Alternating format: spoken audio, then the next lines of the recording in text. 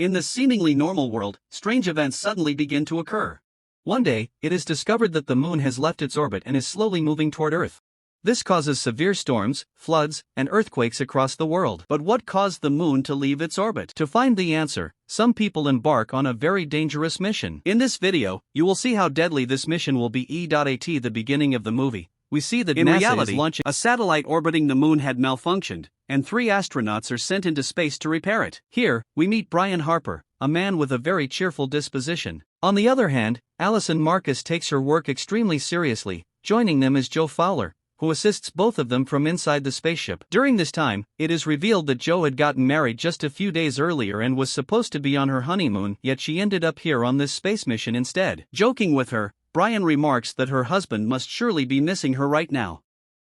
Observing the interactions and work dynamics of the trio, it is clearly evident that he is thoroughly enjoying his work. But then, quite suddenly, something goes wrong with their spaceship. At that very moment, Marcus spots a strange object in the distant reaches of space, hurtling toward them. It resembled a dark, swirling mass. However, before they could even comprehend what was happening, the swarm launched a direct attack upon them. Everyone was thrown into a panic by this sudden assault. Due to the force of the attack, Marcus was flung a considerable distance away, and her safety cable snapped. She began drifting rapidly through the void of space. Terrified, she started screaming Brian's name at the top of her lungs. Brian's safety line remained attached to his body, therefore, risking his own life, he set out to save Marcus. He attempts to grab her and, eventually, succeeds in catching her. But, just then, their spaceship loses control and begins to spin by his safety line. Brian watches helplessly as Marcus drifts away into the depths of space, lost forever right before his eyes. There is absolutely nothing Brian can do, despite his desperate efforts. He quickly retreats inside the spaceship, where Joe still lies unconscious. Brian somehow manages to stabilize the vessel, but at that very moment, his gaze falls upon a truly terrifying sight. He sees that the same black swarm is drilling into the surface of the moon, is creeping into him. The story then moves forward 18 months. We meet Brian's wife, Linda. They had to leave their home due to non-payment of rent. Meanwhile, Brian's son, Sonny, is watching a video, and from that video, we learn that NASA held Brian responsible for Marcus' death. Although Brian repeatedly talked about the strange swarm, no one at NASA believed him. Everyone believed the attack might have been caused by an asteroid or solar storm. But if that had been the case, Marcus wouldn't have died that way, and since she was unconscious at the time, she couldn't explain it clearly. Consequently, NASA placed the entire blame on Brian, and he was fired. This incident also affected his personal life. The story then takes us to the 12th century. Here, we encounter a man named Houseman, who was living the life of an ordinary individual. It brings us forward in time. However, he was an exceptionally brilliant conspiracy theorist. He had a deep passion for conducting research on subjects related to space and the cosmos. Yet, he had no affiliation with NASA or any major scientific organization. Consequently, he carried out all his research independently. At this particular time, he was investigating the moon, as he harbored a suspicion that something was amiss within it. A short while later, his research report arrived on his mobile phone, and upon seeing it, he was left utterly stunned. The report clearly indicated that the moon had shifted slightly from its orbit. In other words, the position the moon had occupied for so many years was no longer where it used to be, and the most terrifying revelation was that the moon was gradually drifting closer toward Earth. Upon observing this, K.C. immediately called NASA. He wanted to speak with the director there. However, unsurprisingly, no one took his concerns seriously. Meanwhile, we turn our attention to Joe Fowler, who had by now become the deputy director of NASA. She, too, was informed that the moon was constantly shifting its position and that something strange resembling smoke was emanating from within it. By now, you have likely realized that this mysterious entity was none other than that very enigmatic swarm. All the while, K.C. kept making repeated calls to NASA, yet no one was willing to listen to him. Then, he happened to read in a newspaper that Brian Harper was scheduled to host a small public event that very day. K.C. suddenly recalled that Brian had previously worked at NASA. Perhaps he could be the one to help him. Upon arriving at the venue, he noticed that very few people were present, only a handful of young children who had come to learn about the moon. However, Brian himself had not yet arrived. It was at that moment that K.C. decided to take it upon himself to begin telling the children about the moon. He begins to explain, and a short while later, Brian arrives. As soon as Cassie sees him, he immediately goes to him and says, "Introduce me to the director of NASA immediately. I've discovered something very important." But Brian tells him that he no longer has any connection with NASA. Still, Cassie shows him his research papers, saying that the moon has left its orbit and is approaching Earth. Hearing such strange things so early in the morning, Brian calls security and has Cassie escorted out of there.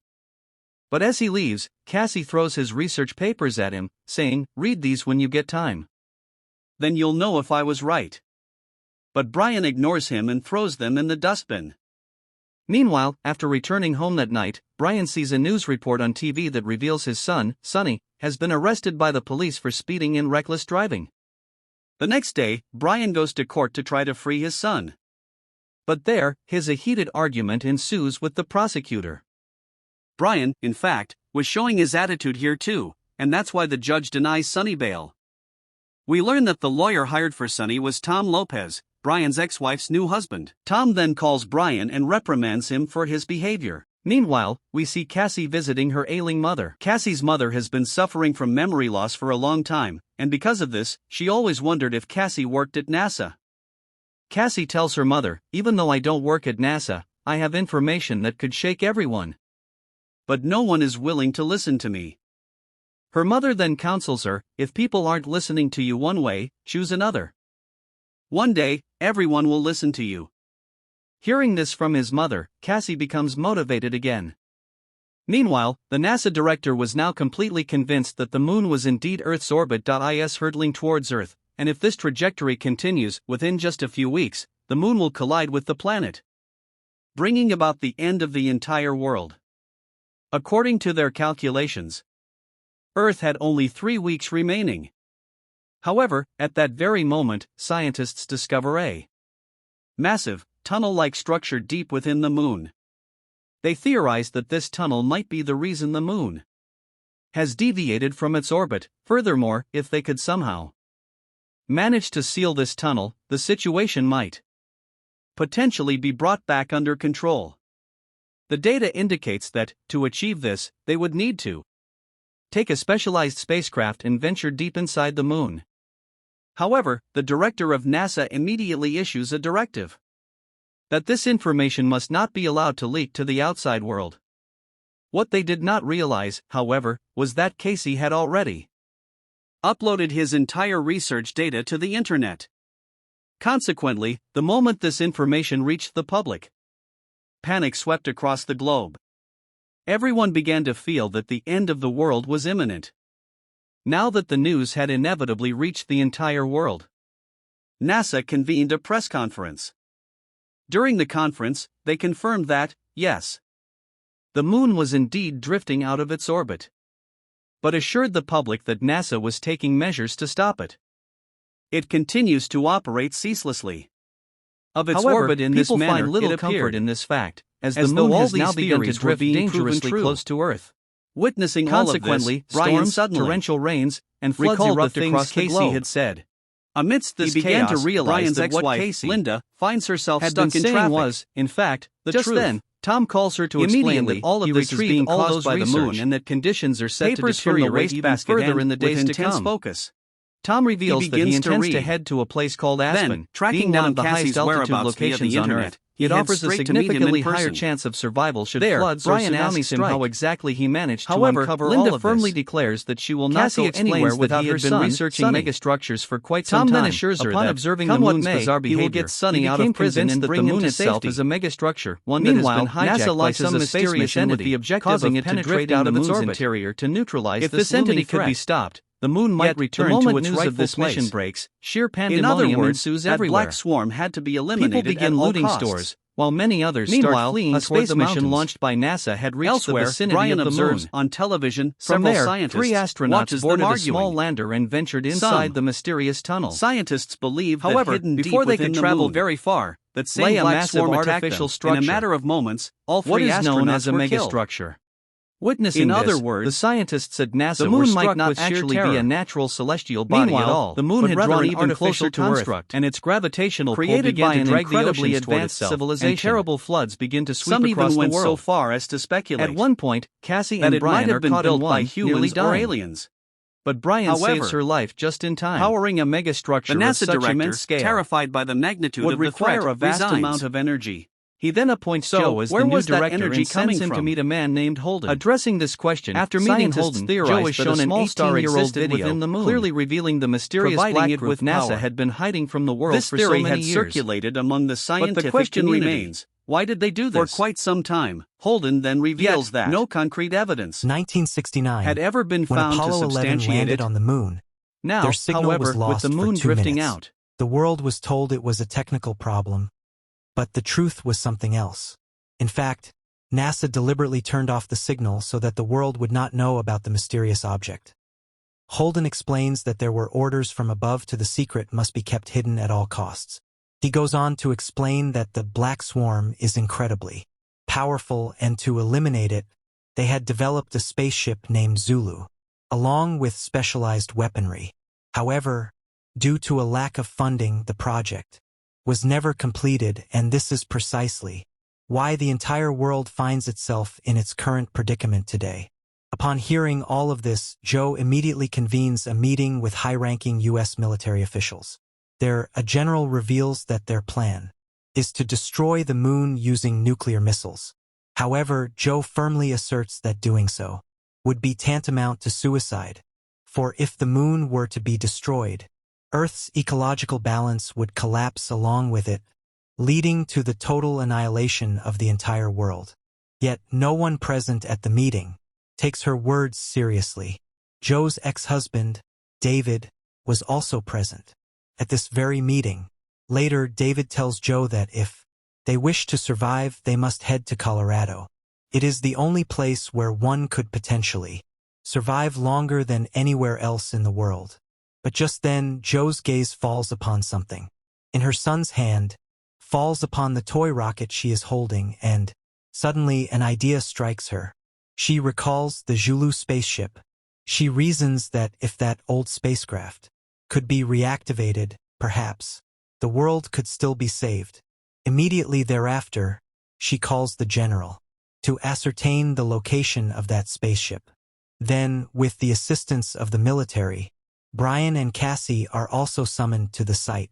There, Joe explains the entire situation to them. She reveals that a tunnel approximately 25 kilometers in length exists within the moon, and it is through this very tunnel that the mysterious black swarm repeatedly emerges. She had also observed that whenever the swarm retreats back inside the moon simultaneously begins to drift even further out of its orbit. Furthermore, the swarm specifically targets electronic devices, meaning it is attracted to any active electronic system. It was for this very reason that Brian's space mission had been attacked years ago. However, at that time their spaceship had completely powered down, and it was precisely because of this that the swarm failed to completely annihilate them. He couldn't do it. However, using his skills, Brian managed to safely land the spaceship back on Earth, even without power. Following this, Joe outlines her entire plan. Their mission is to enter the tunnel using the Zulu spaceship.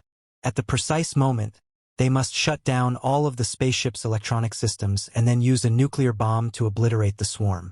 She explains that to ensure the mission's success, they need Brian, as he possesses the most experience in safely bringing a spaceship back to Earth. Brian then states that he is willing to undertake the mission, provided his son, Sonny, is released from prison, a condition to which Joe agrees. Subsequently, everyone sets to work preparing the Zulu spaceship for the mission. They engage in rigorous, repetitive drills on how to navigate the tunnel and how to activate the bomb at the exact right moment.